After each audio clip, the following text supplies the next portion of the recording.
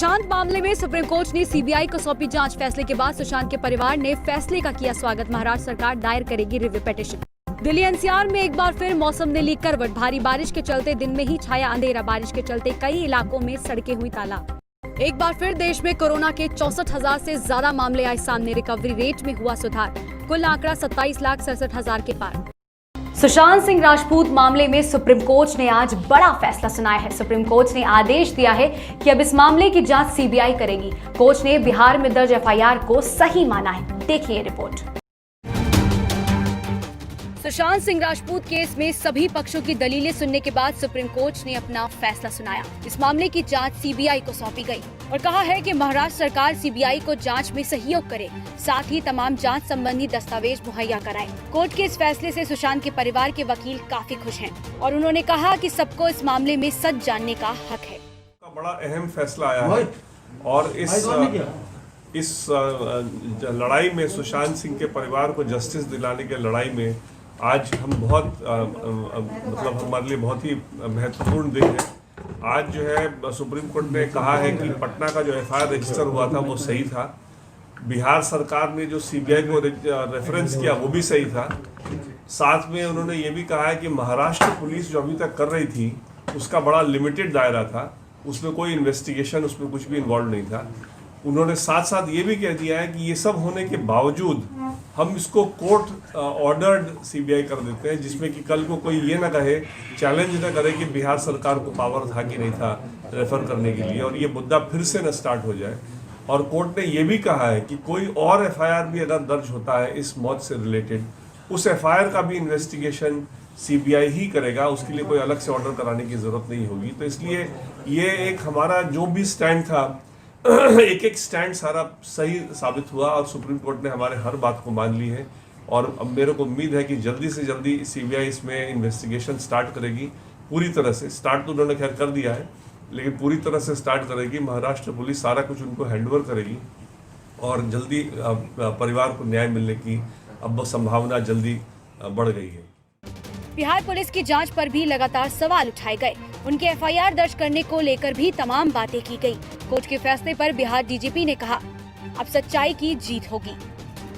कि माननीय सर्वोच्च न्यायालय ने हम लोगों के स्टैंड को जो हम लोगों ने लिया था उसको इंडोर्स किया है और केस को सीबीआई को देने का आदेश दिया है। हम लोग यही चाहते थे, क्योंकि हम लोग मुंबई में केस का इन्वेस्टिगेशन चाह करके भी कर नहीं सकते थे, हमें सहयोग नहीं मिल रहा था। तो हम भी यही चाहते थे कि जब हम कर ही नहीं सकते हैं तो मुंबई पुलिस ना करे, ये सीबीआई करे। और देश की हम समझते हैं कि जनरल सेंटिमेंट भी यही था कि मुंबई पुलिस करेगी तो शायद न्याय न हो। कौन दोषी है कौन निर्दोष है इस पर हम कुछ नहीं कह रहे। हमने कभी किसी को नहीं कहा कि तो, क्योंकि इन्वेस्टिगेशन अभी हुआ नहीं। लेकिन एक बात है कि जिस तरह से मुंबई पुलिस हम लोगों को बाधा पहुंचा रही थी, मध्य रात्रि में हमारे आईपीएस अफसर को क्वारंटीन कर रही थी, उससे लोगों को मतलब पूरे देश में ये संदेश गया कि कहीं न कहीं कुछ गड़बड़ है। बहरहाल सीबीआई के हाथों में जांच आने से अब सबको इंतजार है कि इस मामले में जल्द से जल्द सच सबके सामने आए। जहां सुशांत सिंह राजपूत की मौत का मामला दिन पर दिन पेचीदा होता जा रहा है, वहीं आज सुप्रीम कोर्ट से एक बहुत ही बड़ा फैसला है, जिसमें सुप्रीम कोर्ट ने एक बहुत बड़ा फैसला सुनाते हुए यह कहा है कि एक सीबीआई मॉनिटर्ड प्रोब इस केस में होना चाहिए। साथ ही साथ सुप्रीम कोर्ट ने यह भी कहा कि बिहार में जो एफआईआर रजिस्टर हुई थी वह कानूनी तौर पर बिल्कुल सही है और बिहार सरकार का एक सीबीआई प्रोब मांगना वो भी पूर्णतः उचित था। साथ ही साथ विकास सिंह, जो कि सुशांत सिंह राजपूत की फैमिली के वकील हैं, उन्होंने यह बतलाया कि यह फैसला बहुत बड़ा है और ये एक बहुत बड़ा कदम है सुशांत सिंह राजपूत को न्याय दिलवाने की तरफ। सुप्रीम कोर्ट का आदेश आने के बाद सुशांत के परिवार ने सुशांत के दोस्तों, मीडिया, शुभचिंतकों और करोड़ों फैंस का शुक्रिया किया है। उन्होंने कहा कि इस मुश्किल घड़ी में हमारा साथ देने के लिए, हमारे साथ खड़े होने के लिए हम आपके आभारी हैं। हम श्री नीतीश कुमार, माननीय मुख्यमंत्री, बिहार सरकार का विशेष तौर पर धन्यवाद करते हैं। अब जब देश की सबसे विश्वसनीय एजेंसी ने काम संभाल लिया है तो हमें पूरा विश्वास है हमें न्याय मिलेगा। देश से हमें अटूट प्रेम है, आज और भी मजबूत हुआ है। इस मामले में सुप्रीम कोर्ट का आदेश आने के बाद सुशांत सिंह राजपूत के परिवार के साथ साथ कई राजनेताओं और सुशांत सिंह राजपूत की फैमिली को सपोर्ट कर रहे उनके फैंस ने खुशी जाहिर की है। तो चलिए आपको सुनाते हैं किसने क्या क्या कहा। सुशांत मामले में सुप्रीम कोर्ट के फैसले के बाद इस पर प्रतिक्रियाओं का दौर भी शुरू है। सुशांत की बहन मीतू ने खुशी जाहिर की और सुशांत सिंह राजपूत के फैंस को शुक्रिया कहा। तो वहीं उनकी बहन श्वेता ने ट्वीट के जरिए खुशी जाहिर करते हुए कहा कि जीत की तरफ एक कदम। तो दूसरी ओर बीजेपी नेता सुब्रमण्यम सोनी ने ट्वीट करके लिखा जय हो। सभी पार्टियों के नेता ने इस पर अपनी प्रतिक्रियाएं दी और कहा कि कोर्ट के इस फैसले से खुश है और माना कि इस मामले में अब जल्द न्याय मिलेगा।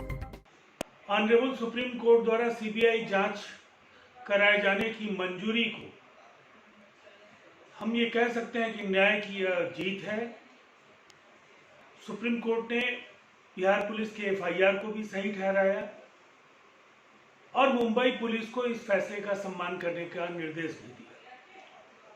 ये ऐतिहासिक क्षण है। एक ऐसी परिस्थिति थी जिसमें दो राज्यों की पुलिस और जो महाराष्ट्र पुलिस की ओर से जिस तरह का दृश्य उपस्थित हुआ वो कहीं न कहीं दुर्भाग्यपूर्ण था।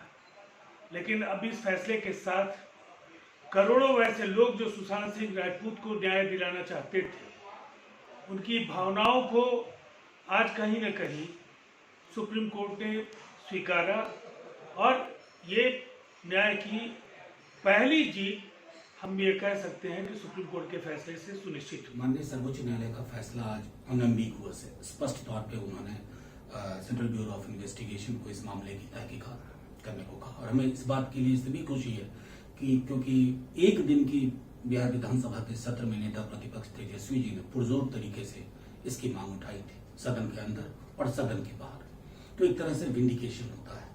अब हम त्वरित जांच की अपेक्षा करते हैं जो कि टाइम बाउंड हो और सच उजागर हो, जल्द उजागर हो, बिना इस बात की परवाह किए कि कौन रसूखदार लोग संलिप्त। और एक और आग्रह होगा कि कई लोग जो इस दुखद मृत्यु के बाद पिपली लाइव बनाने में लगे हुए हैं उससे बचें। हर मौत आदत ढूंढती है और खास करके इस तरह की दुर्भाग्यपूर्ण मौत आदत ढूंढती है जिसको देने में हम थोड़े नाकामयाब हैं। सुप्रीम कोर्ट ने आज सुशांत सिंह राजपूत के मामले में सीबीआई जांच का आदेश किया है। हम सबको इंतजार था कि जिस तरह महाराष्ट्र सरकार इस मुद्दे को भटका रही थी उससे सबकी उम्मीद थी कि सुप्रीम कोर्ट सीबीआई जांच का आदेश देगा और सुप्रीम कोर्ट ने आज सीबीआई की जांच का आदेश दिया है। अब पूरी उम्मीद है कि सुशांत सिंह राजपूत को न्याय मिलेगा और कौन लोग उनके हत्या के पीछे थे ये सब देश को मालूम होगा। सुप्रीम कोर्ट का बहुत बहुत धन्यवाद। राजपूत इनके प्रकरण में सर्वोच्च न्यायालय ने जो निर्णय दिया है उससे देश का न्याय व्यवस्था के ऊपर विश्वास बढ़ेगा। जिस प्रकार से इस केस का हैंडलिंग महाराष्ट्र में हुआ है, मुझे लगता है महाराष्ट्र सरकार ने इस पर आत्मचिंतन करना चाहिए। हम ये अपेक्षा करते हैं कि सीबीआई जल्द से जल्द इसमें इन्वेस्टिगेशन करेगी और इस सारे केस को और सुशांत सिंह राजपूत के जो करोड़ों फैंस हैं या उनको चाहने वाले लोग हैं, ऐसे सभी को जल्द से जल्द न्याय मिलेगा, ऐसी अपेक्षा हम करते हैं। दिल्ली एनसीआर में आज रुक रुक कर पूरे दिन बारिश होती रही। बादलों की गरज के साथ मौसम ने करवट ली और तेज बारिश हुई। जहां तेज बारिश से मौसम तो खुशनुमा रहा, पर वहीं दूसरी ओर जलभराव की वजह से काफी दिक्कतों का सामना करना पड़ा। देखिए रिपोर्ट। मौसम विभाग के मुताबिक आज दिन भर रुक रुक कर बारिश होती रहेगी। बारिश के चलते दिल्ली वालों को तपती गर्मी से तो राहत मिली, लेकिन जलभराव के चलते परेशानी भी बढ़ गई। प्रहलादपुर अंडरपास की बात करें तो इन तस्वीरों को देखकर लगता ही नहीं है कि ये देश की राजधानी की तस्वीरें हैं। यहाँ हर साल बरसात में यही हाल होता है। ये हर एक सीजन की ये प्रॉब्लम है, ये एक बार का नहीं है, हर एक बार का प्रॉब्लम है और ये प्रॉब्लम आती ही रहती है। जब भी बारिश का मौसम होगा ये प्रॉब्लम आती है और ड्यूटी आने जाने में दिक्कत होती है। हाँ, आधे घंटे बारिश होगी बढ़ जाएगा ये और ड्यूटी आने जाने वालों के लिए दिक्कत है। पहले तो नहीं की थी लेकिन इस बार की है। अभी तक कोई जवाब नहीं आया। अभी तो मैंने 3 दिन पहले मेल ही किया, नहीं अभी तक कुछ नहीं किया। भारी बारिश का असर पूरी दिल्ली में ट्रैफिक पर देखने को मिला। महिपालपुर से बसंत कुंज जाने वाले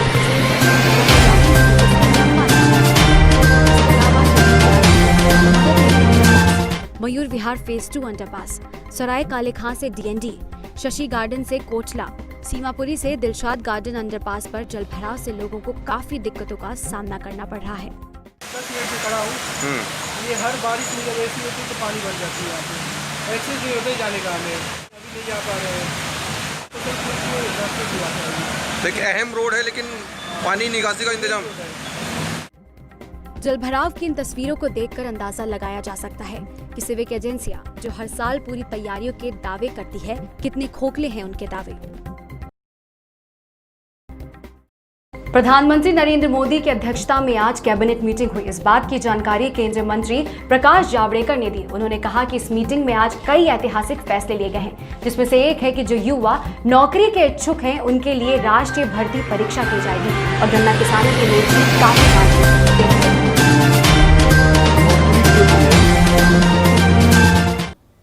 जो युवा होते हैं उनको बहुत परीक्षाएं देनी पड़ती है और उनको लगभग 20 रिक्रूटमेंट एजेंसीज है, तो कोई 4-5 में अगर परीक्षाएं देता है तो उतनी परीक्षा उतनी जगह जाना, ये सब समाप्त करने के लिए एक ऐतिहासिक फैसले में नेशनल रिक्रूटमेंट एजेंसी, राष्ट्रीय भर्ती संस्था, ये परीक्षा लेने वाली कॉमन एलिजिबिलिटी टेस्ट ये लेगी और इसका करोड़ों छात्रों को लाभ मिलेगा। छात्रों को यानी युवाओं को लाभ मिलेगा जो नौकरी के लिए आवेदन करते हैं। इसके बारे में विस्तार से जानकारी देने के लिए हमारे साथी जितेंद्र सिंह जी आए हैं, लेकिन मैं इतना ही कहूँगा कि ये मांग थी पूरे युवा पीढ़ी की सालों से, लेकिन नहीं हो रहा था।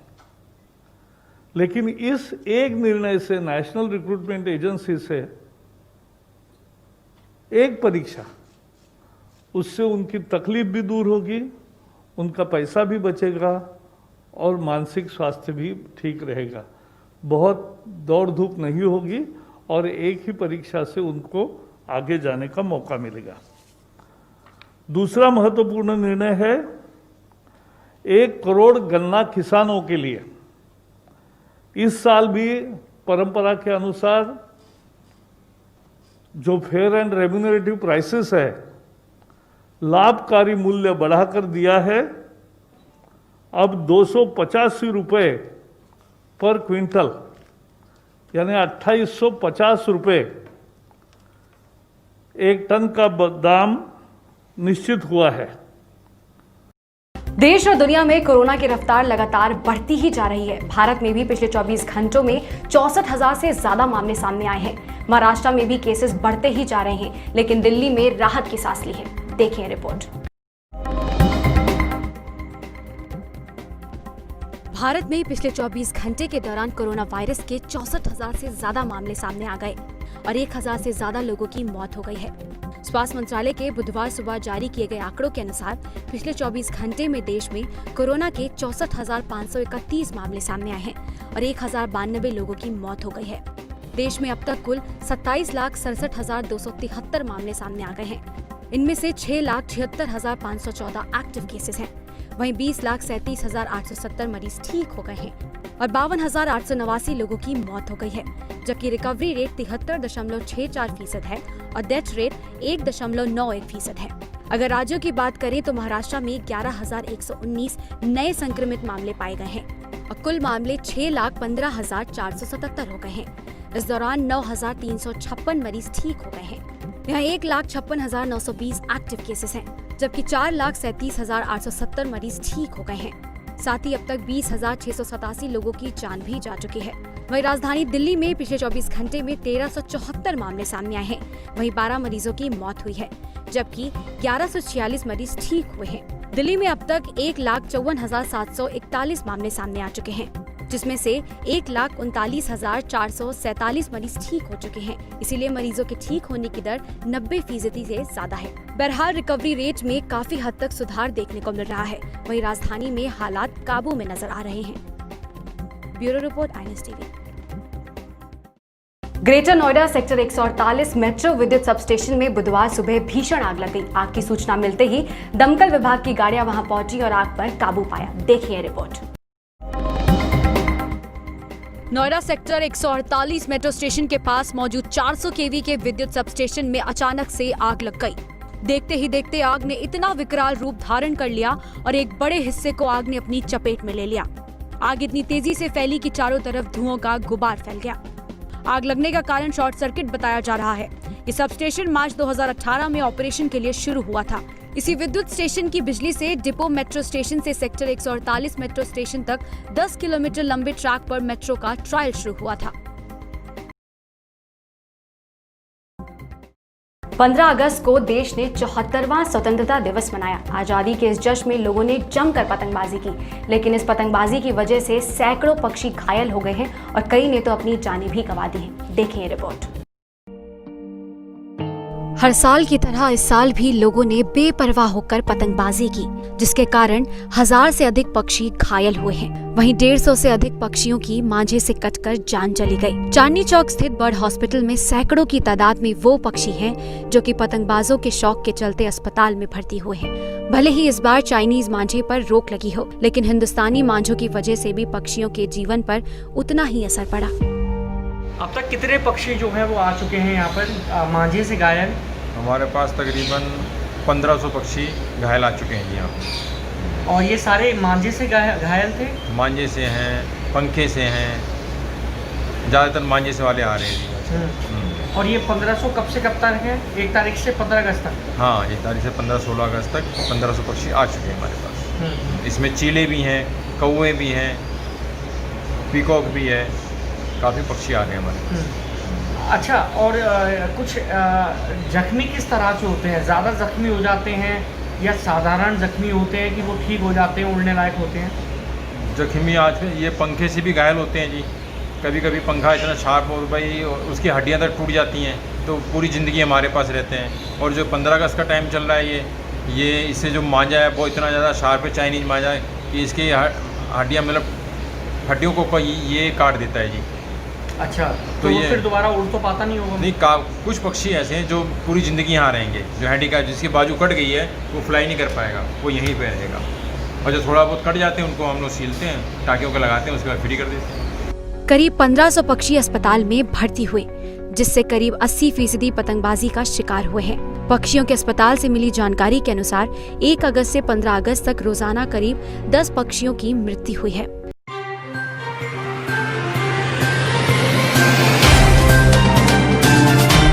Subscribe now and press the bell icon. Never miss an update.